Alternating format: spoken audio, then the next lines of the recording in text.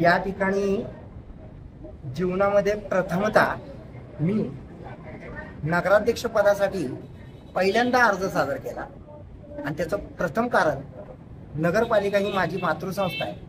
नगरपालिकेमध्ये नोकरी करत असताना काही नालायक लोकांनी त्यांच्या स्वार्थासाठी हरामगिरी करून मला कामावरनं काढलं.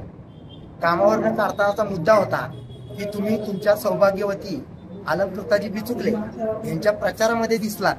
एवढा मोठा अन्याय माझ्या मातीच्या ह्या नगरपालिकेच्या मातृसंस्थेमध्ये माझ्यावर झालाय आणि त्या नगरपालिकेतील सगळी अंडी पिल्ली कुणीही असू दे त्या सगळ्यांची अंडी पिल्ली मला आता बाहेर काढायची.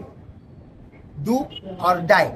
सातारकरांना एक सूचना करू इच्छितो की साताऱ्यामध्ये जे खड्डे आहेत ते गेले 25 वर्ष मी बघतोय. साताऱ्यामध्ये रस्त्यांची अवस्था मी 25 वर्ष बघतोय. साताऱ्यामध्ये बागांची अवस्था मी 25 वर्ष बघतोय.